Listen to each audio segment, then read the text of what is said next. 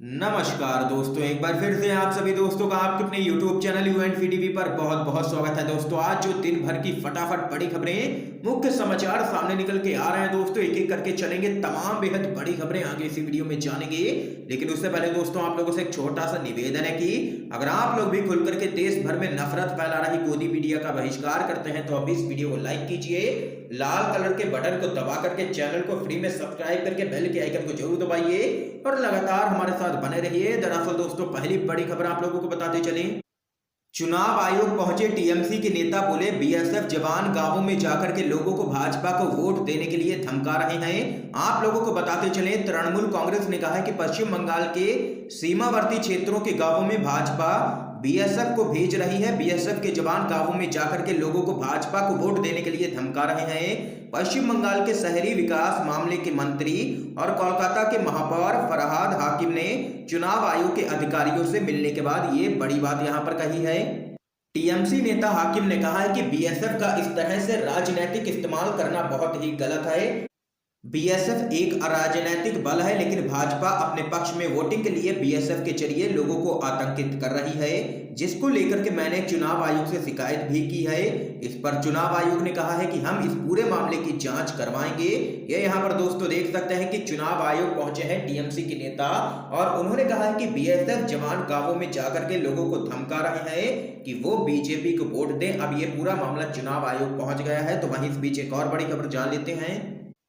अर्णब गोस्वामी और पार्थोदास गुप्ता की कथित चैट में जज को खरीदने की बात का बड़ा खुलासा। जी हां दोस्तों, आप लोगों को बताते चले, रिपब्लिक टीवी के संपादक अर्णब गोस्वामी और न्यूज चैनलों की टीआरपी रेटिंग देने वाली agency broadcast audience research council यानी कि बार्क के पूर्व सीईओ पार्थोदास गुप्ता के बीच की जो कथित व्हाट्सएप चैट लीक हुई है, उससे आए दिन बड़े बड़े खुलासे लगातार होते जा रहे हैं। ताजा खुलासा यह है कि दोनों के बीच में इस कथित चैट में किसी जज को खरीदने की बात हो रही है और अर्णब ने बातचीत के दौरान इसका विरोध नहीं किया है।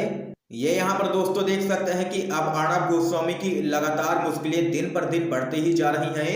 चौतरफा विपक्ष के निशाने पर है, देश की जनता ने भी निशाने पर ले रखा है सोशल मीडिया पर लगातार अर्णब गोस्वामी को, और यहाँ पर अर्णब गोस्वामी को देशद्रोही बताया जा रहा है सोशल मीडिया पर। तो वहीं इस बीच एक और बड़ी खबर आप लोगों को बताते चलें। अर्णब गोस्वामी की चैट पर बोली शिवसेना चुनाव जीतने के लिए बीजेपी ने ही बहाया था 40 जवानों का खून। आप लोगों को दोस्तों बताते चले, रिपब्लिक भारत के पत्रकार और बीजेपी का दलाल अर्णब गोस्वामी के व्हाट्सएप चैट लीक मामले में मोदी सरकार भी विपक्षी दलों के लगातार निशाने पर है। दरअसल अर्णब गोस्वामी के व्हाट्सएप चैट में हमारे देश के सुरक्षा बलों से जुड़ी कुछ ऐसी गोपनीय जानकारी थी जो कि सिर्फ देश के कुछ शीर्ष अधिकारियों के पास ही सुरक्षित होती है। इस मामले में अब महाराष्ट्र की सबसे बड़ी पार्टी शिवसेना ने भी अपने मुखपत्र सामना में बीजेपी पर बड़ा आरोप लगाया है। शिवसेना ने सामना में लिखा है कि पुलवामा में देश के जवानों की हत्या एक राजनीतिक षड्यंत्र था। साल 2019 में होने वाले लोकसभा चुनाव को जीतने के लिए ही भारतीय जनता पार्टी ने 40 जवानों का खून बहाया। शिवसेना का कहना है कि अर्णब गोस्वामी ने अपनी व्हाट्सएप चैट में आतंकी हमले में मारे गए 40 जवानों की शहीदी पर जिस तरह से जश्न मनाया है, यह देश और धर्म का अपमान है। राष्ट्रीय सुरक्षा से जुड़ी ऐसी गोपनीय बातें अर्णब गोस्वामी ने सार्वजनिक की हैं, जिस पर भाजपा मौन धारण करके बैठी हुई है। आखिर इस पर भारतीय जनता पार्टी के नेता तांडव क्यों नहीं कर रहे हैं? तो वहीं शिवसेना ने अर्णब गोस्वामी और भाजपा की साठगांठ पर कड़े तेवर दिखाते हुए कहा कि भारत के सैनिकों और उनकी शहादत का जिस तरह से अपमान उनके द्वारा किया गया है, इस तरह से तो कभी पाकिस्तानियों ने भी भारतीय सैनिकों का अपमान नहीं किया है। इससे पहले कांग्रेस ने भी इस मुद्दे पर प्रेस कॉन्फ्रेंस की, जिसमें पार्टी के आलाकमान नेताओं ने संसद में इस पूरे मामले को उठाने की बात कही है। इसे देशद्रोह करार देते हुए कांग्रेस ने कड़ी कार्रवाई की मांग की है। देख सकते हैं कि शिवसेना ने बड़ा दावा किया है और कहा है कि चुनाव जीतने के लिए बीजेपी ने ही बहाया था 40 जवानों का खून। दोस्तों, इस खबर पे आप लोगों की क्या राय है? क्या आप लोग शिवसेना से सहमत हैं या नहीं? अपनी राय जरूर बताइएगा। तो वहीं इस बीच एक और बड़ी अपडेट जान लेते हैं दोस्तों। ट्रैक्टर परेड के लिए हरियाणा की खापें 24 जनवरी को ही कर देंगी दिल्ली के लिए कूच। जी हां दोस्तों, आप लोगों को बताते चलें, दिल्ली में होने वाली ट्रैक्टर परेड के लिए हरियाणा से खापें 24 जनवरी को ही दिल्ली के लिए कूच कर देंगी। यह फैसला जींद में हुई पंचायत में लिया गया है। पंचायत में किसानों दिल्ली चलो का नारा भी दिया गया है। खापों ने इस दौरान कई अन्य महत्वपूर्ण फैसले भी लिए हैं। किसानों का ये आंदोलन उग्र ना हो सके, इसके लिए भी खापे खुद आंदोलन की बागडोर संभालेंगी। इसके साथ ही इस दौरान ग्राम स्तर पर कमेटियां बनाई गई हैं जो घर घर जाकर के लोगों से संपर्क करेंगी। ट्रैक्टरों पर लगाने के लिए हजारों की संख्या में तिरंगे झंडे भी जींद पहुंच चुके हैं। खाप नेताओं का कहना है कि भगवान सरकार को सद्बुद्धि दे, हमारे माथे लाल ना करवाए। किसानों ने स्पष्ट किया है कि वो हर हाल में 3 कृषि कानूनों के खिलाफ लड़ाई लगातार जारी रखेंगे जब तक कि ये तीनों ही विवादित कानून रद्द नहीं कर दिए जाते हैं। तो वहीं इस बीच एक और बड़ी खबर आप लोगों को बताते चले दोस्तों, किसान आंदोलन की कवरेज करने पहुंचे इंडिया टीवी के रिपोर्टर को किसानों ने भगाया। गोदी मीडिया मुर्दाबाद के लगाए हैं नारे। आप लोगों को दोस्तों बताते चले, मोदी सरकार के 3 नए कृषि कानूनों के खिलाफ दिल्ली के अलग अलग बॉर्डर पर किसान पिछले 56 दिनों से लगातार विरोध प्रदर्शन कर रहे हैं। किसान कृषि कानूनों को वापस लेने की मांग पर डटे हुए हैं, तो वहीं सरकार भी नरम पड़ती हुई नहीं दिख रही है। किसान आंदोलन को लेकर के देश की सियासत भी लगातार गर्माती ही जा रही है। किसानों के विरोध प्रदर्शन को लेकर के लगभग सभी समाचार चैनलों पर डिबेट शो का भी आयोजन किया जा रहा है। इन सबके बीच में मीडिया की कथित भूमिका को लेकर के भी कई तरह के सवाल लगातार उठ रहे हैं। अपनी मांगों को लेकर के विरोध कर रहे हजारों लाखों किसानों का केंद्र सरकार के साथ साथ अब गोदी मीडिया पर भी गुस्सा फूटता हुआ नजर आ रहा है। तो वहीं किसान आंदोलन की कवरेज करने पहुंचे इंडिया टीवी के रिपोर्टर को किसानों ने वहां से भगा दिया। इस दौरान किसानों ने गोदी मीडिया और दलाल मीडिया मुर्दाबाद के नारे भी लगाए हैं। दरअसल दोस्तों आप लोगों को बताते चले, सोशल मीडिया पर एक वीडियो काफी तेजी से वायरल हो रहा है। वीडियो में प्रदर्शनकारी किसान कह रहे हैं कि इंडिया टीवी दलाल मीडिया है और वह सिर्फ भाजपा की दलाली करता है, भाजपा के एजेंट है। इसके बाद किसान गोदी मीडिया और दलाल मीडिया मुर्दाबाद के नारे लगाने लग जाते हैं। बढ़ते विरोध को देखते हुए रिपोर्टर और कैमरामैन को वहां से भागना ही पड़ा है। देख सकते हैं कि लगातार किसान भी अब गोदी मीडिया के खिलाफ उतर चुके हैं। देश की जनता को भी अब गोदी मीडिया से बचाने की मुहिम शुरू कर दी गई है किसानों की तरफ से। देख सकते हैं ये यहाँ पर बड़ी खबर सामने निकल के आई है। अगर आप लोग भी दोस्तों लगातार नफरत फैला रही गोदी मीडिया का बहिष्कार करते हैं तो अभी इस वीडियो को लाइक कीजिए। इस बीच एक और बड़ी खबर आप लोगों को बताते चलें, किसानों के समर्थन में अखिलेश यादव का बड़ा ऐलान। 26 जनवरी को सभी जनपदों में करेंगे ट्रैक्टर रैली, लहराएंगे तिरंगा। आप लोगों को बताते चले, देश की राजधानी दिल्ली को घेरे हुए लाखों किसानों की भीड़ बार बार इस बात को दोहरा रही है कि इस गणतंत्र दिवस को दुनिया राजपथ की परेड नहीं देखेगी बल्कि किसानों के द्वारा निकाले जा रहे ट्रैक्टर मार्च को देखेगी। इससे घबराई मोदी सरकार तरह तरह के समझौते और प्रलोभन पर उतारू है, मगर किसान अपने इरादे से टस से मस नहीं हो रहे हैं। अब किसानों के इस ट्रैक्टर मार्च के संकल्प को समर्थन मिला है उत्तर प्रदेश के पूर्व मुख्यमंत्री अखिलेश यादव का, जिन्होंने ऐलान किया है कि 26 जनवरी को पूरे उत्तर प्रदेश के सभी जनपदों में तहसील स्तर पर तिरंगा फहराते हुए ट्रैक्टर मार्च निकालना है। तो वहीं दोस्तों समाजवादी पार्टी ने दावा किया है कि पूरा आंदोलन अहिंसात्मक होगा, मगर सरकार के खिलाफ इस तरह के विरोध प्रदर्शन की बहुत जरूरत है। इसलिए क्योंकि अन्नदाता किसानों का लगातार अपमान किया जा रहा है। उत्तर प्रदेश की इस प्रमुख विपक्षी पार्टी ने मांग की है कि तीनों ही नए कृषि बिलों को वापस लिया जाए। इससे कम किसी भी तरह के समझौते की गुंजाइश बिल्कुल भी नहीं है। ऐसे में अगर समाजवादी पार्टी के कार्यकर्ता इस आंदोलन को उत्तर प्रदेश के गांव-गांव गली तक ले जाने में सफल होंगे तो भारतीय जनता पार्टी की सरकार की नींद उड़ सकती है, क्योंकि कृषक समाज के खिलाफ होते ही भारतीय जनता पार्टी सरकार बनाने की हैसियत खो देगी। ये यहाँ पर देख सकते हैं कि किसानों के द्वारा निकाले जा रहे 26 जनवरी के ट्रैक्टर मार्च को दे दिया है अखिलेश यादव ने समर्थन। तो वहीं इस बीच एक और बड़ी खबर जान लेते हैं दोस्तों, अंबानी और अडानी से भी पहले जागरण जैसे अखबारों का विरोध हो जो किसान आंदोलन को लगातार बदनाम कर रहे हैं। आप लोगों को बताते चले, देश में चल रहे किसान आंदोलन को बदनाम करने की कोशिश में न्यूज चैनलों और अखबारों में तरह तरह की भ्रांतियां फैलाई जा रही हैं। सरकार कृषि कानूनों को किसानों के लिए हितकारी बता चुकी है, तो वहीं बीजेपी के कई नेताओं के द्वारा किसानों को आतंकी और खालिस्तानी तक कहा गया है। इसी कड़ी में अब दैनिक जागरण अखबार के खिलाफ भी किसान समर्थकों ने मोर्चा खोल दिया है। दरअसल दैनिक जागरण किसान आंदोलन की शुरुआत से ही कृषि कानूनों के पक्ष में खबरें लगातार छापता आया है, जिसमें किसानों को नीचा दिखाने की कोशिश भी की गई है। अब एक बार फिर से दैनिक जागरण में ऐसे ही आर्टिकल छापे गए हैं जिसमें किसान आंदोलन की छवि खराब करने की कोशिश की गई है। आपको बता दें कि दैनिक जागरण ने लेखक प्रदीप सिंह के द्वारा लिखा गया एक लेख अपने अखबार में छापा है, जिसका टाइटल है जिद में तब्दील हुआ आंदोलन। इसी के साथ एक अन्य आर्टिकल भी छापा गया है जिसे रमेश कुमार दुबे के द्वारा लिखा गया है। इस आर्टिकल का टाइटल है न्यूनतम समर्थन मूल्य का दुष्चक्र।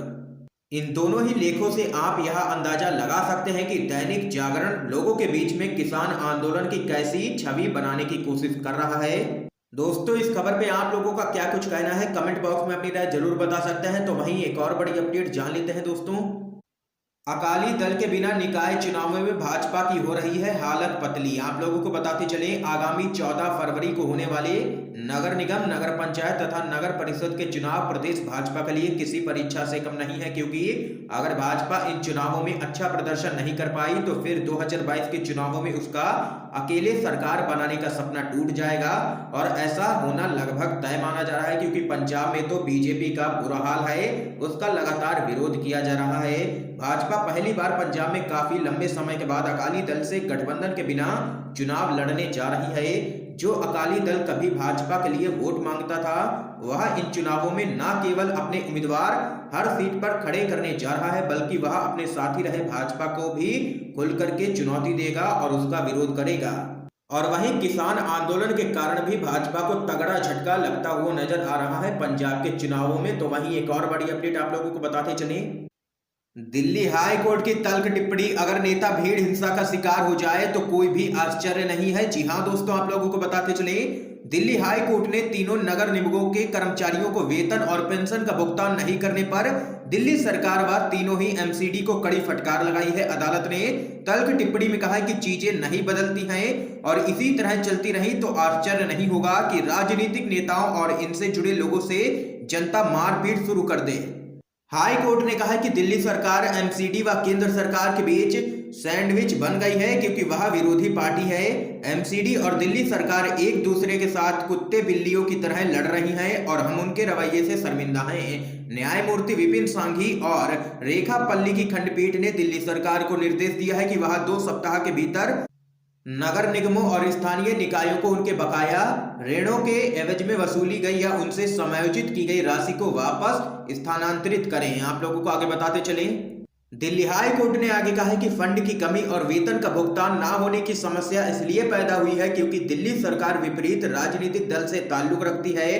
पार्टियां अपने नेताओं को बताएं कि उन्हें परिपक्व होना है और इस सबसे ऊपर उठना है। सब यूं ही चलता रहा तो हमें आश्चर्य नहीं होगा कि राजनीतिक नेताओं को बड़े पैमाने पर जनता के द्वारा मार डाला जाएगा, उनका विरोध किया जाएगा।